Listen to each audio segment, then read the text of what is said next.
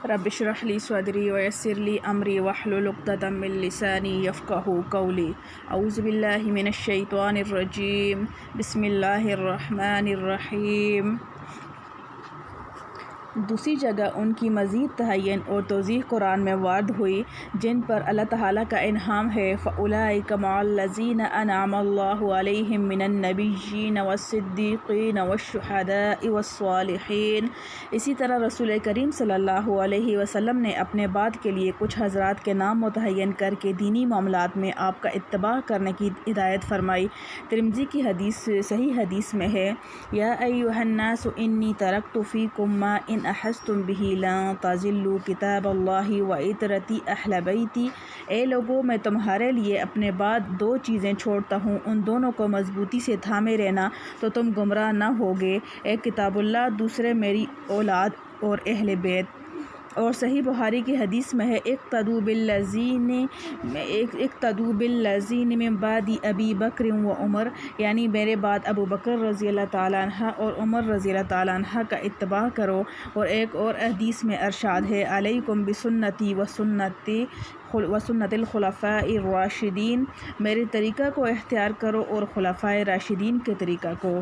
خلاصہ کلام یہ ہے کہ قرآن کریم کی ان ہدایات اور رسول کریم صلی اللہ علیہ وسلم کی تعلیمات سے یہ بات روشن کی طرح واضح ہو گئی کہ قوموں کی اصلاح تربیت کے لیے ہر قرن ہر زمانے میں دو چیزیں ضروری ہیں، قرآنی ہدایات اور ان کے سمجھنے اور ان پر عمل کرنے کا سلیقہ حاصل کرنے کے لیے ماہرین شریعت اور اللہ والوں کی تعلیم و تربیت، اور اگر مختلف علوم و فنون اور ان کے سیکھنے سکھانے کے طریقوں پر ناقدانہ نظر ڈالی جائے تو معلوم ہوگا کہ یہ اصول تعلیم و تربیت کچھ دین اور دینات ہی کے ساتھ مخصوص نہیں بلکہ تمام علوم و فنون کی صحیح تحصیل اسی پر دائر ہے کہ ایک طرف ہر فن کی بہترین کتابیں ہوں تو دوسری طرف ماہرین کی تعلیم و تربیت، ہر علم و فن کی ترقی و تکمیل کے یہی دو بازو ہیں، لیکن دین اور دینیات میں ان دونوں بازوؤں سے فائدہ اٹھانے میں بہت سے لوگ افراد اور تفرید کی غلط روش میں پڑ جاتے ہیں، جس کا نتیجہ بجائے فائدہ اٹھانے کے نقصان اور بجائے اصلاح کے فساد ہوتا ہے۔ بعض لوگ کتاب اللہ کو نظر انداز کر کے صرف علماء و مشائخ ہی کو قبلہ مقصود بنا لیتے ہیں اور ان کے متبع شریعت ہونے کی تحقیق نہیں کرتے، اور یہ اصلی مرض یہود و نصارہ کا ہے کہ اتخذوا احبارهم ورهبانهم اربابا من دون اللہ، یعنی ان لوگوں نے اپنے علماء و مشائخ کو اللہ کے سوا اپنا معبود اور قبلہ مقصود بنا لیا۔ ظاہر ہے کہ یہ راستہ شرک و کفر کا ہے اور لاکھوں انسان اس راستہ میں برباد ہوئے اور ہو رہے ہیں۔ اس کے مقابلہ میں بعض وہ لوگ بھی ہیں جو علوم قرآن و حدیث کے حاصل کرنے میں کسی معلم و مربی کی ضرورت ہی نہیں سمجھتے۔ وہ کہتے ہیں کہ ہمیں صرف اللہ کی کتاب کافی ہے، نہ ماہر علماء کی ضرورت، نہ تربیت یافتہ مشائخ کی حاجت۔ یہ دوسری گمراہی ہے جس کا نتیجہ دین و ملت سے نکل کر نفسانی اغراض کا شکار ہونا ہے، کیونکہ ماہرین کی امداد و اعانت کے بغیر کسی فن کا صحیح حاصل ہو جانا انسانی فطرت کے خلاف ہے۔ ایسا کرنے والا یقیناً غلط فہمیوں کا شکار ہوتا ہے، اور یہ غلط فہمی بعض اوقات اس کو دین و ملت سے بالکل نکال دیتی ہے۔ اس لیے ضرورت اس کی ہے کہ ان دو چیزوں کو اپنے اپنے مقامات اور حدود میں رکھ کر ان سے فائدہ اٹھایا جائے۔ یہ سمجھا جائے کہ حکم اصلی صرف ایک وحدہ لا شریک لہ کا ہے اور اطاعت اصل میں اسی کی ہے، اور رسول صلی اللہ علیہ وسلم بھی اس پر عمل کرنے اور کرانے کا ایک ذریعہ ہیں۔ رسول کی اطاعت بھی محض اسی نظر سے کی جاتی ہے کہ وہ بائی نہیں اللہ جل شانہ کی اطاعت ہے۔ ہاں، اس کے ساتھ قرآن و حدیث کے سمجھنے میں اور ان کے احکام پر عمل کرنے میں جو علمی یا عملی مشکلات سامنے آئیں اس کے لیے ماہرین کے قول و فعل سے امداد لینے کو سرمایہ سعادت و نجاحت سمجھنا ضروری ہے۔ آیت مذکورہ میں رسول مقبول صلی اللہ علیہ وسلم کے فرائض منصبی میں تعلیم کتاب کو داخل فرمانے سے ایک دوسرا فائدہ یہ بھی حاصل ہوتا ہے کہ جب قرآن فہمی کے لیے تعلیم رسول ضروری ہے اور اس کے بغیر قرآن پر صحیح عمل کرنا ناممکن ہے، تو جس طرح قرآن قیامت تک محفوظ ہے، اس کا ایک ایک زیر و زبر محفوظ ہے، ضروری ہے کہ تعلیمات رسول بھی مجموعی حیثیت سے قیامت تک باقی اور محفوظ رہیں۔ ورنہ محض الفاظ قرآن کے محفوظ رہنے سے نزول قرآن کا اصلی مقصد پورا نہ ہوگا۔ اور یہ بھی ظاہر ہے کہ تعلیمات رسول صلی اللہ علیہ وسلم وہی ہیں جن کو سنت یا حدیث رسول کہا جاتا ہے۔ اس کی حفاظت کا وعدہ اللہ جل شانہ کی طرف سے اگرچہ اس درجہ میں نہیں ہے جس درجہ کی حفاظت قرآن کے لیے موعود ہے۔ اِنَّا نَحْنُ نَزَّلْنَا الذِّكْرَ وَإِنَّا لَهُ لَحَافِظُونَ، ہم نے قرآن کو نازل کیا اور ہم ہی اس کی حفاظت کرنے والے ہیں، جس کا یہ نتیجہ ہے کہ اس کے الفاظ اور زیر و زبر تک بالکل محفوظ چلے آئے ہیں اور قیامت تک اسی طرح محفوظ رہیں گے۔ سنت رسول اللہ صلی اللہ علیہ وسلم کے الفاظ اگرچہ اس طرح محفوظ نہیں، لیکن مجموعی حیثیت سے آپ صلی اللہ علیہ وسلم کی تعلیمات کا محفوظ رہنا آیت مذکورہ کی روح سے لازمی ہے، اور بحمدللہ اللہ آج تک وہ محفوظ چلی آتی ہے۔ جب کسی طرف سے اس میں رہنہ اندازی یا غلط روایات کی آمیزش کی گئی، ماہرین سنت نے دودھ کا دودھ اور پانی کا پانی الگ نکھار کر رکھ دیا، اور قیامت تک یہ سلسلہ بھی اسی طرح رہے گا۔ رسول اللہ صلی اللہ علیہ وسلم نے فرمایا کہ میری امت نے قیامت تک ایسی جماعت اہل حق اور اہل علم قائم رہے گی جو قرآن و حدیث کو صحیح طور پر محفوظ رکھے گی اور ان میں ڈالے گئے ہر رہنا کی اصلاح کرتی رہے گی۔ خلاصہ یہ کہ جب قرآن پر عمل کرنے کے لیے تعلیم رسول صلی اللہ علیہ وسلم ضروری ہے اور یہ بھی ظاہر ہے کہ قرآن پر عمل قیامت تک فرض ہے، تو لازم ہے قیامت تک تعلیمات رسول صلی اللہ علیہ وسلم بھی باقی اور محفوظ رہیں۔ اس لیے آیت میں تعلیمات رسول اللہ صلی اللہ علیہ وسلم کے قیامت تک باقی اور محفوظ رہنے کی بھی پیشن گوئی موجود ہے، جن کو اللہ تعالیٰ نے صحابہ کرام سے لے کر آج تک علم حدیث کے ماہر علماء اور مستند کتابوں کے ذریعہ محفوظ رکھا ہے۔ اس سے اس دجل اور الحاد کی حقیقت کھل جاتی ہے جو آج کل بعض لوگوں نے احکام اسلام سے جان بچانے کے لیے یہ بہانہ تراشا ہے کہ موجودہ ذخیرہ حدیث محفوظ اور قابل اطمینان نہیں ہے۔ ان کو معلوم ہونا چاہیے کہ ذخیرہ حدیث سے اعتماد اٹھ جائے تو قرآن پر بھی اعتماد کا کوئی راستہ نہیں رہتا۔ آیت مذکورہ میں رسول کریم صلی اللہ علیہ وسلم کا تیسرا فرض منصبی تزکیہ قرار دیا ہے۔ تزکیہ کے معنی باطنی نجاسات اور گندگیوں سے پاک کرنا ہے، یعنی شرک و کفر اور عقائد فاسدہ سے نیز برے اخلاق، تکبر، حرص و طمع، بغض و حسد، حب مال و جاہ وغیرہ سے پاک کرنا۔ اصطلاح انسان کے لیے صرف تعلیم سے ہی بھی کافی نہیں، اخلاقی تربیت بھی ضروری ہے۔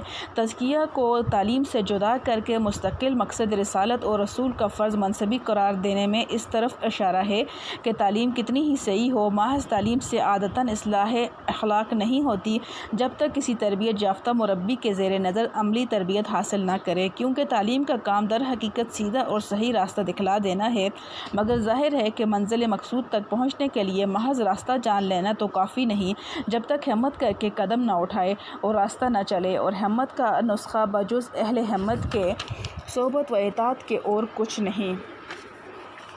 ورنہ سب کچھ جاننے سمجھنے کے بعد بھی حالت یہ ہوتی ہے، جانتا ہوں ثواب طاعت و زہد پر طبیعت ادھر نہیں آتی۔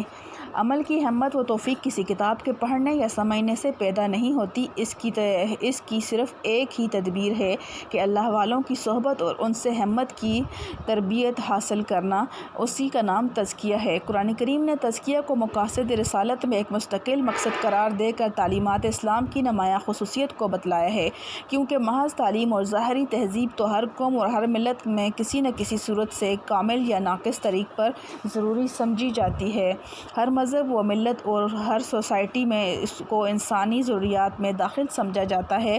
اس میں اسلام کی ایک نمایاں خصوصیت یہ ہے کہ اس نے صحیح اور مکمل تعلیم پیش کی جو انسان کی انفرادی زندگی سے لے کر حائلی پھر قبائلی زندگی اور اس سے آگے بڑھ کر سیاسی و ملکی زندگی پر حاوی اور بہترین نظام کی حامل ہے، جس کی نظیر دوسری اقوام و ملل میں نہیں پائی جاتی۔ اس کے ساتھ تزکیہ اخلاق اور باطنی طہارت ایک ایسا کام ہے جس کو عام اقوام اور سوسائٹیوں نے سرے سے نظر انداز کر رکھا ہے۔ انسانی لیاقت و استعداد کا معیار اس کی تعلیمی ڈگریاں بھی سمجھی جاتی ہیں، انہی ڈگریوں کے وزن کے ساتھ انسانوں کا وزن گھٹتا بڑھتا ہے۔ اسلام نے تعلیم کے ساتھ تزکیہ کا ضمیمہ لگا کر تعلیم کے اصل مقصد کو پورا کر دکھایا۔ جو خوش نصیب حضرات رسول کریم صلی اللہ علیہ وسلم کے سامنے زیر تعلیم رہے، تعلیم کے ساتھ ان کا باطنی تزکیہ بھی ہوتا گیا، اور جو جماعت صحابہ رضوان اللہ تعالیٰ علیہم اجمعین آپ صلی اللہ علیہ وسلم کی زیر تربیت تیار ہوئی۔ ایک طرف ان کی عقل و دانش اور علم و حکمت کی گہرائی کا یہ عالم تھا کہ ساری دنیا کے فلسفے ان کے سامنے گرد ہو گئے، تو دوسری طرف ان کے تزکیہ باطنی اور تعلق مع اللہ اور اعتماد علی اللہ کا یہ درجہ تھا جو خود قرآن کریم نے ان الفاظ میں بیان فرمایا: والذین معہ اشداء علی الکفار رحماء بینہم تراہم رکعا سجدا یبتغون فضلا من اللہ ورضوانا، اور جو لوگ آپ کے ساتھ ہیں وہ کافروں پر سخت اور آپس میں رحم دل ہیں، تم انہیں رکوع سجدہ کرتے ہوئے دیکھو گے، وہ اللہ کا فضل اور اس کی رضامندی تلاش کرتے ہیں۔ یہی وجہ تھی کہ وہ جس طرف چلتے تھے فتح و نصرت ان کے قدم لیتی تھی، تائید ربانی ان کے ساتھ ہوتی تھی۔ ان کے ماہر العقول کارنامے جو آج بھی ہر قوم و ہر ملت کے ذہنوں کو مرعوب کیے ہوئے ہیں، وہ اسی تعلیم و تزکیہ کے اعلیٰ نتائج ہیں۔ آج دنیا میں تعلیم کو بہتر بنانے کے لیے نصابوں کی تبدیل و ترمیم پر تو سب لوگ غور کرتے ہیں، لیکن تعلیم کی روح کو درست کرنے کی طرف عام طور پر توجہ نہیں دی جاتی کہ مدرس اور معلم کی اخلاقی حالت اور مصلحانہ تربیت کو دیکھا جائے، اس پر زور دیا جائے۔ اس کا نتیجہ یہ ہے کہ ہزار کوششوں کے بعد بھی ایسے مکمل انسان پیدا نہیں ہوتے جن کے عمدہ اخلاق دوسروں پر اثر انداز ہوں اور دوسروں کی تربیت کر سکیں۔ یہ ایک کھلی ہوئی حقیقت ہے کہ اساتذہ جس علم و عمل اور اخلاق و کردار کے مالک ہوں گے، ان سے پڑھنے والے طلباء زیادہ سے زیادہ انہی جیسے پیدا ہو سکیں گے۔ اس لیے تعلیم کو مفید اور بہتر بنانے کے لیے نصابوں کی تدوین و ترمیم سے زیادہ اس نصاب کے پڑھانے والوں کے علمی و عملی اخلاقی حالات پر نظر ڈالنا ضروری ہے۔ یہاں تک رسالت و نبوت کے 3 مقاصد کا بیان تھا۔ آخر میں مختصر طور پر یہ بھی سن لیجئے کہ سردار دو عالم رسول کریم صلی اللہ علیہ وسلم کو جو 3 فرائض منصبی سپرد کیے گئے تھے، ان کو آپ نے کس حد تک پورا فرمایا؟ آپ صلی اللہ علیہ وسلم کو ان کے پورا کرنے میں کہاں تک کامیابی ہوئی؟ اس کے لیے اتنا جان لینا کافی ہے کہ رسول کریم صلی اللہ علیہ وسلم کے اس دنیا سے تشریف لے جانے سے پہلے تلاوت آیات کا یہ درجہ ہو گیا تھا کہ تقریباً پورے جزیرہ العرب میں قرآن پڑھا جا رہا تھا۔ ہزاروں اس کے حافظ تھے، سینکڑوں ایسے حضرات تھے جو روزانہ یا تیسرے روز پورا قرآن ختم کرتے تھے۔ تعلیم کتاب اور حکمت کا یہ مقام تھا۔ یتیمے کہ ناکردہ قرآن درست، کتب خانہ چند ملت بشست۔ دنیا کے سارے فلسفے قرآن کے سامنے ماند ہو چکے تھے۔ توریت و انجیل کے تحریف شدہ صحائف افسانہ بن چکے تھے۔ قرآنی اصول کو عزت و شرف کا معیار مانا جاتا تھا۔ تزکیہ کا یہ عالم تھا کہ ساری بد اخلاقیوں کے مرتکب افراد تہذیبی اخلاق کے معلم بن گئے۔ بد اخلاقیوں کے مریض نہ صرف صحت یاب بلکہ کامیاب معالج اور مسیحا بن گئے۔ جو زہرن تھے رہبر بن گئے۔ غرض بت پرست لوگ اثار و ہمدردی کے مجسمے بن گئے۔ تنخوئی اور جنگجوئی کی جگہ نرمی اور صلح جوئی نظر آنے لگی۔ چور اور ڈاکو لوگوں کے اموال کے محافظ بن گئے۔ الغرض حضرت خلیل اللہ علیہ السلام نے جن مقاصد کے لیے دعا فرمائی اور رسول کریم صلی اللہ علیہ وسلم کو ان کی تکمیل کے لیے بھیجا گیا تھا، وہ تینوں مقصد آپ صلی اللہ علیہ وسلم کے عہد مبارک میں ہی نمایاں طور پر کامیاب ہوئے۔ پھر آپ صلی اللہ علیہ وسلم کے بعد آپ صلی اللہ علیہ وسلم کے صحابہ کرام نے تو ان کو مشرق سے مغرب اور جنوب سے شمال تک ساری دنیا میں عام کر دیا۔